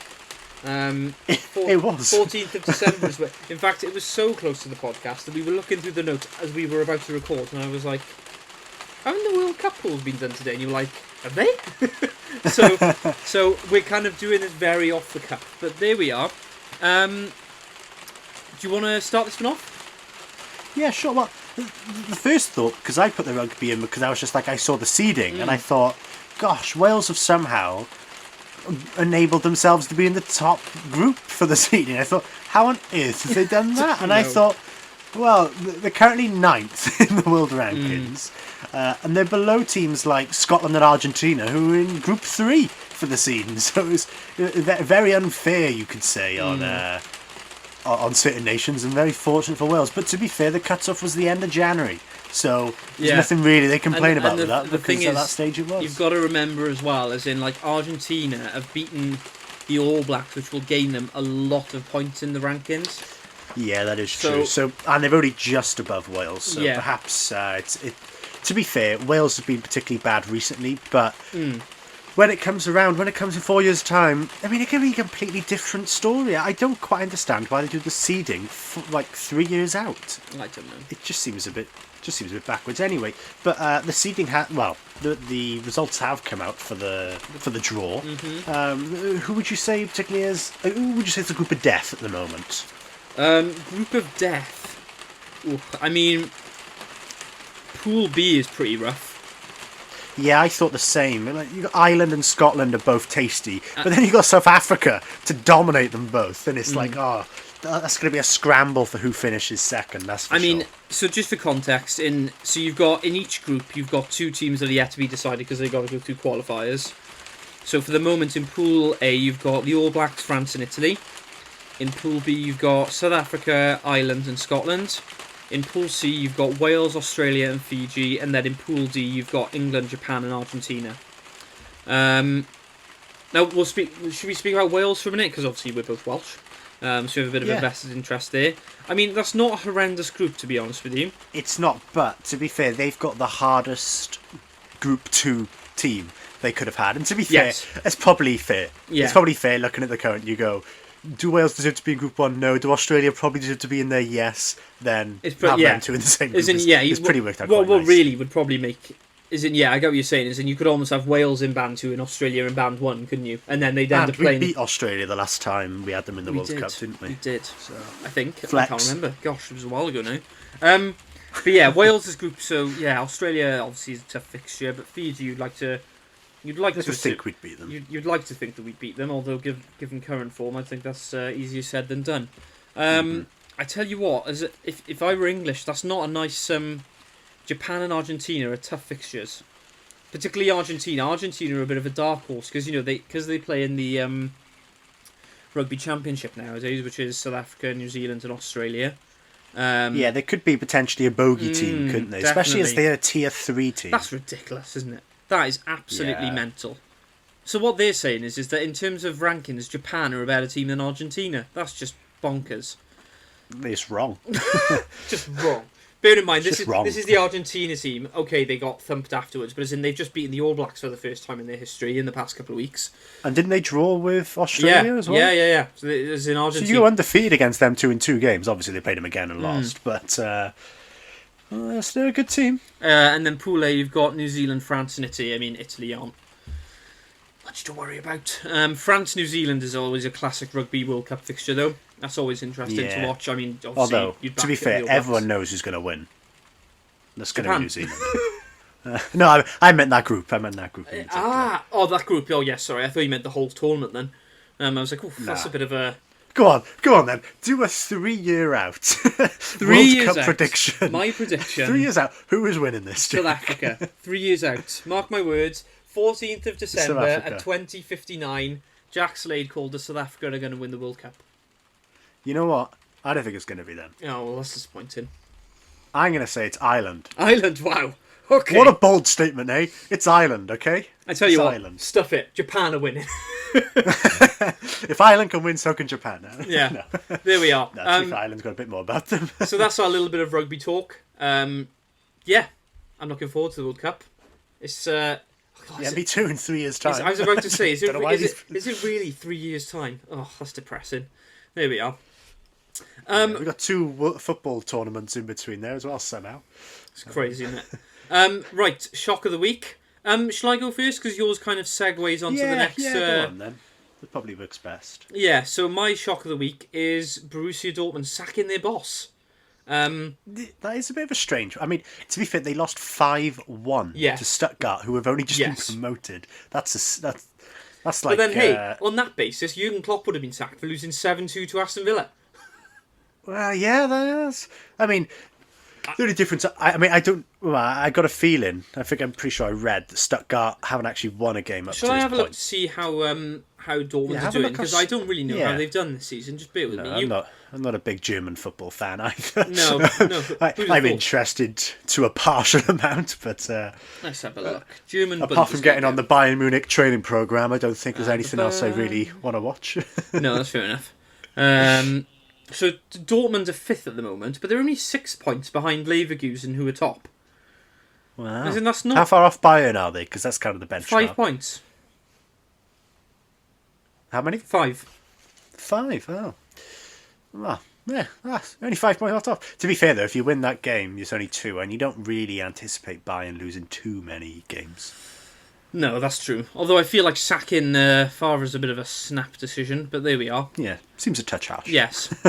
Right, your shock of the week, Mr. Freeman. My shock of the week was the Philadelphia Eagles, a team in the NFC East, a team with only 3 wins on the season, so far played 12 games, managed to beat the number 1 seed in the NFC, the New Orleans Saints. And that was with big a rookie quarterback playing his first ever game.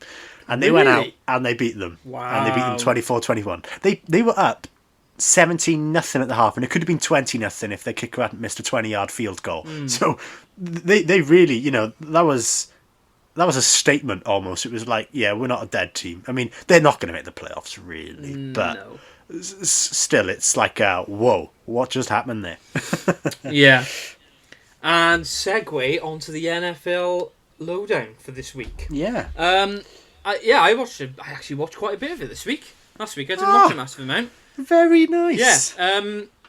should we? So you've mentioned here about Pat Mahomes for the Chiefs. Yeah, it wasn't his best game.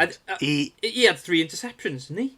As in, he only had 2 for the season in the first 12 games. What was going on? 3. To be fair, he said after the game that stadium is a love-hate stadium for him because obviously he won the Super Bowl there in February, and now he's also thrown 5 of his something like 25 interceptions at that stadium. So he feels like as much as he can enjoy always winning there, he also particularly doesn't have the best of games when he plays there. Yeah, it was an interesting game, really. As in the Chiefs went up fairly convincingly, didn't they? And then the Dolphins seemed to. Well, it was at the half. Yeah, it was like the Chiefs were leading, but it felt like the Dolphins just somehow were in the game. Yeah, they weren't going to die attitude, but then out of nowhere, second half, I think Chiefs scored about 18 points with no answer. Yeah. Oh no, was it 18? It was something. It was a lot of points very quickly. 16, wasn't it 14-10 at the half? Yeah, that sounds about right. Yeah. And then they went up to 30-10, didn't they? So, 16 points, as you say. And it was just like, so this game's now done and dusted. And then out of nowhere, the Dolphins come back because they had McCall Hardman did a fumble and they scored 2, on 2 consecutive drives, touchdowns. And then it was like, it's back to 6. And then the Chiefs kick late on and they go up 9 points and there wasn't enough time really for the Dolphins to do anything.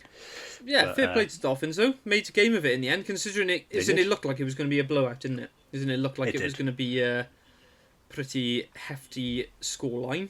But good game.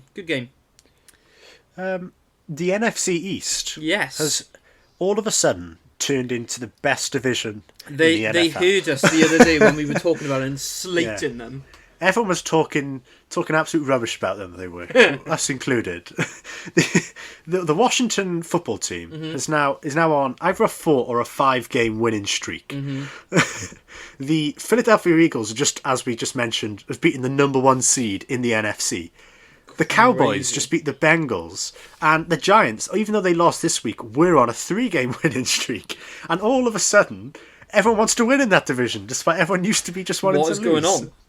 I know, it's just this is where I love the NFL, as in teams can just get it together and they can just start to win games out of nowhere. And so big up the NFC East for actually making a little bit of a challenge out of it. Because, I mean, the Washington football team were the team that just beat the undefeated Pittsburgh Steelers for their first loss of the season. And now they've just beaten last year's Super Bowl runners-up. 49ers. The 49ers. And that Steelers loss has almost doubled down, and they just lost again this week to the Bills, which has now made the Chiefs the number 1 seed in the AFC. So doubly good week, as I was saying. But it's crazy. I mean, the Steelers could end up not even being in the at their division winner, despite being undefeated for the first 11 games. That's crazy, isn't it? So so like you said, they were 11-0, and now after the previous 2 games, they're 11-2. So they've gone from an undefeated record to no longer being number 1 seed in the in the conference. Yeah, and to be fair, they don't even have an easy run in either. No, I mean we did mention before we said this, didn't we? I think they didn't have very many hard teams so far, and now they've. I mean, to be fair, they should have beaten the Washington football team, but the Bills are a good team. Yeah, the Bills are doing all right this year, aren't they? If anything, the Bills play a brand of football that the Steelers can't defend. What the best thing about the Steelers is their defense. Yeah. They just get so many interceptions. They're really good at stopping the run, and that's kind of their bread and butter. Yeah. But the Bills, they throw for fun, and they don't tend to run the ball very often, very much like the Chiefs. So when a team like that goes up against the Steelers, they almost don't really have the required players or the required structure to deal with it, and it showed. They lose. They lost again. Wow. This Rams, is why the NFL is great. Yeah, it is, because anyone can beat anyone, except the Jets. The Jets lost again. They are 0-13. In other news, the sky is blue and the grass is green.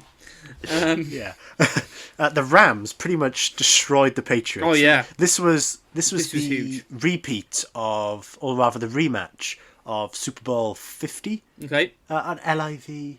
No, 53. This is the replay of Super Bowl 53. And the Patriots beat the Rams in that one in a really boring game where both teams scored barely any points. But the Rams just went out there and murdered the Patriots 24-3. They got destroyed. Yeah, it was brutal. When you're restricting a team to a field goal, that's impressive. That's really impressive. And especially a New England Patriot team coached by Bill Belichick. Yeah, I mean, look, the thing is that the Patriots, it's a bit of a weird one, isn't it? Because they're not the same team that they have been. No.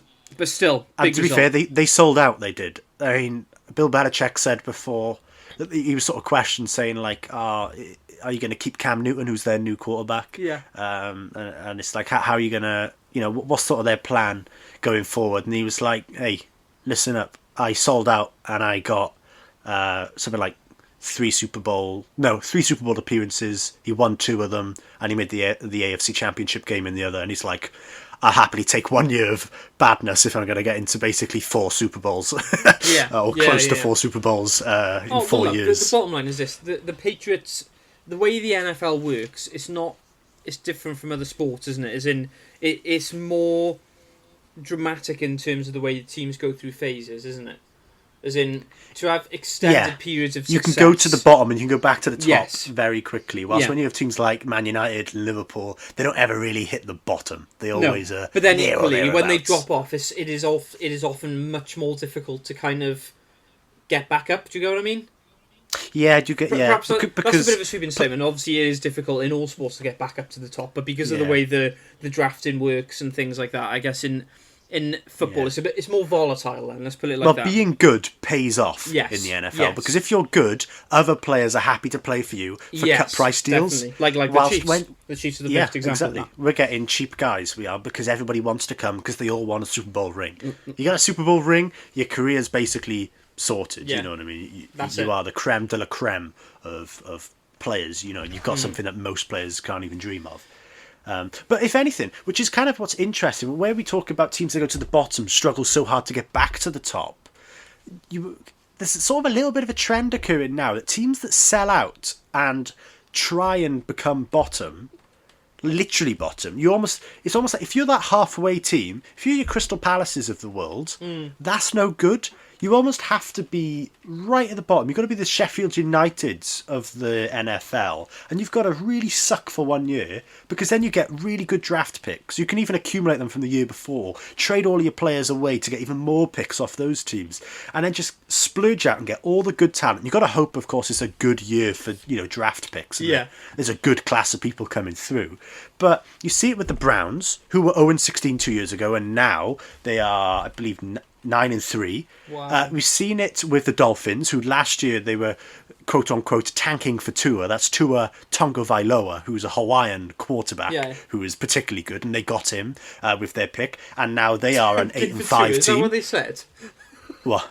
Tanking for Tua. That was the phrase. That's brilliant. They didn't even need to tank completely, because they ended up, I think they were the 4th worst team by the end, because they turned out to actually be a half decent team, and they managed to scramble together enough wins that they didn't even end up bottom. But still, you know what I mean. You get these teams, and I mean the Bengals have just done it last year, where they got the first pick. They were the worst. I don't think they went 0-16. I think they won a game at least, and they got Joe Burrow, who was the new big thing. So you find a lot of these teams, they'll go down to the bottom to make sure they can come back to the top. They don't want to sit in that lurch where a lot of teams sit and struggle for about 10 years, and it's like you've really got to hit well on your draft picks. There we are. Well, speaking of the Patriots, their playoff ambitions are pretty much dead in the water after that, because they now have a losing record. It's not guaranteed, but they will most likely be a losing team at the end of the season. But 7 teams can make the playoffs every season, and I'd say at least you could almost say 10 teams are still within a shout if you include the Patriots. But should we discuss them slightly? Who's got a genuine chance? We'll briefly go over it, I think. Yeah, well, living on the assumption that the Chiefs are going to be the number 1 seed, and I'm going to say, I did put in here, and we're going to assume that Steelers are going to be second and the Bills third, but I'm going to leave that Steelers one a little bit open, because as much as I think the Bills are pretty much guaranteed to be where they are, there is a chance that the Steelers end up not being their division winner. But But firstly, well, we'll go off. We'll start with number 4, the 4th seed. That's Tennessee Titans. They're currently 9-4, and they have a 95% chance of making the playoffs. But just out of interest, what is that percentage based on?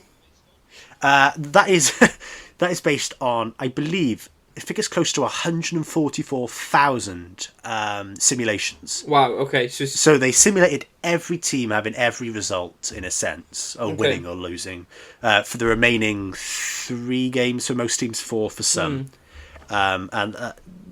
and it goes off history as well, I think, and all sorts of different factors like that. And that is their chance of making the playoffs. So 95% chance of making the playoffs. But the only reason because obviously they will make the playoffs. It's very hard for them not to at this stage, because a lot of things have to go against them. But they may not win their division, the AFC South, because the Colts are also a 9-4 team, and they still have to play each other. I believe with one of the last games of the season. So what do they? Oh no, actually, I typed that incorrect. Apologies, that's not true. But the Titans have a hard run in anyway, because they've still got the Packers to play, and they could lose that. And the Colts, who are the team which are pushing them to win the AFC South, they actually have a much easier run in. They have the Texans, an already eliminated team. They have the Steelers, but they seem to have the formula to beat the Steelers. Yeah. And they are red hot at the moment. They're one of the few teams that are winning every game, pretty much, they're playing. And they've got the Jaguars, which does seem an easy team, but that's a team. The only team the Jaguars have beaten this season is the Colts. Wow. Yeah. So you know what I mean. There's lots of different permutations. The Colts, basically, though, are the team that is going to decide a lot of the playoffs this year. Because they influenced the Browns as well, I believe, because the Browns are 9-3. Yeah. 91% chance of making the playoffs. Wow, I didn't realise the Browns had done so well. Yeah, crazy. And that's what's surprising. That's what I was saying about teams that go so bad come up and they're doing really well. Yeah, this in year. my head, the Browns were still not particularly good. I hadn't realised how well they were doing. Yeah. Well, the thing is, their strength of schedule is .435. So what that means is basically the teams they've played have won 43.5% of their games. Right. So obviously, the better team you are, the strength of schedule will be lower, because obviously every team you beat, their strength, their record is getting one worse every time you beat them, in a sense. Do you get what I mean there? But the Browns, they're a 9-3 team, 91% chance of making the playoffs. They play the Ravens tonight, who are the 8th seed, 7-5, who's also in their division. But if they win that game, they will then play both of the New York teams. That's the Giants and the Jets, both very winnable games. And then they play the Steelers in what could be 2 teams going at it head-to-head for the AFC North title. But that is contingent on the Steelers only losing 2 of their final 3 games, not including that one. Okay. So there is just so much going on in that AFC playoff. Yeah. So it'll be interesting to follow as we, for the next 3 weeks to see who gets what. But you could have a lot of teams challenging a lot of other teams for the division win. And a lot of teams making a late push for the playoffs, because exciting stuff. The current 3 teams in the wildcard positions are the Browns, the Colts, and the Dolphins. But the Ravens, who play tonight, their 3 games after playing the Browns are the Giants, the Jags, and the Bengals. All 3 of those winnable games. Yeah. So it can go anywhere at the moment. It's going to be a tasty end to the season. It's going to be a tasty end. So basically, what we're saying is, if you're in the UK and you don't have Sky Sports over the Christmas period, get it, because it's going to be. This could be. And I'm just putting it out there. One of the best. It's such a good festive sport. The NFL. Yeah. It's great to just sit down and watch it for a couple of hours. Very interesting stuff. Thank you for all of those stats, Jack. No worries. If you people could see these notes, very comprehensive. And as I've said previously, my knowledge of the NFL is growing. It's getting there, but it's growing. That's all that matters. That's all that matters. Growth. And the thing is, NFL information, because we were saying how everything changes so quickly, it quickly becomes out of date.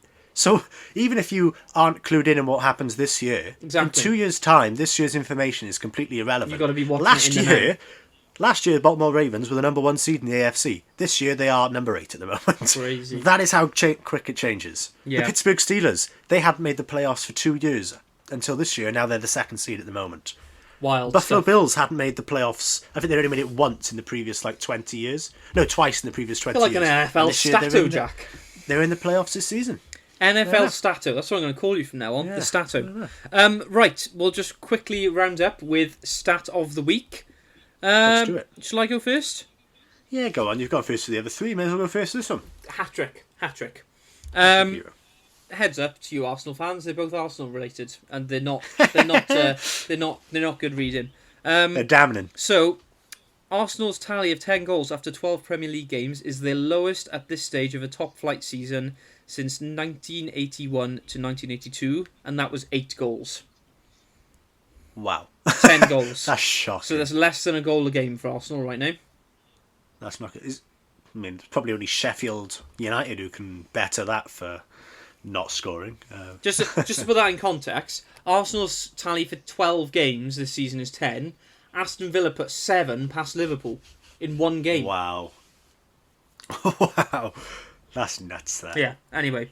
Just thought I'd, the wound was there, and I just thought I'd throw a little bit more salt in it for those Arsenal fans out there. Yeah. Next week, I promise, if there are any Arsenal fans listening, none of my stats or highlights will be related to Arsenal, because I'm pretty sure they have been for the last 3 weeks. Wow. I can't promise that, because I love picking at an old scab. Wow, okay, go on then. But Aubameyang's own goal was the first time Arsenal have conceded via set piece this season. This isn't really damning on Arsenal. Oh, yeah, it's not because really. They are the 20th and final team to concede that's a quite a goal good from a stat. set piece. So they were the best team at not conceding goals. They've from set also pieces. scored it themselves. Yeah. So if anything, They still they're still a haven't. winner. Yeah, they still have it. There you are, Arsenal fans. There's a slight positive in all of the... A glimmer of hope. A glimmer of hope. And just remember that your next 4 fixtures are home away, which is haha. So on that note, that is the end of the Down to the Wire podcast. That was so unnecessary. Yeah, sorry, I couldn't resist. Look, for years as a Liverpool fan, I've had to suffer with these sort of comments. So, I take the opportunity when I say on top, when we're not at the bottom. So, yes, thank you for listening. We are on Breaker, we are on Google Podcasts, we are on Spotify. Is there anywhere else, Jack? We are on something called Pocket Casts. Pocket Casts. You've had Apple Podcasts on you? We are on there. Oh, well, there we are. We're on Apple Podcasts. I'm pretty sure you've said that before. I just haven't clocked it. Yeah. We're also on Spotify. Yes. YouTube. Yes, we're also on YouTube. If you're on YouTube, feel free to subscribe if you are listening. Feel free to comment. We have a Twitter and an Instagram channel. We do. They will be linked. Page. They'll be linked in the description. And we will join you next week for the, I guess... Episode 7. Yeah, episode 7. I'm guessing that'll be the penultimate episode of 2020, won't it? Because the following one will be... No. Gosh, how depressing. No, there's a few to go. Well, last one before Christmas. Oh, it's the 14th. So there'll be 21st and 28th. There'll be 2 to go. Wow. Penultimate, yes, as you say. There we are. Right, thank you all for listening, and we shall talk to you all next time.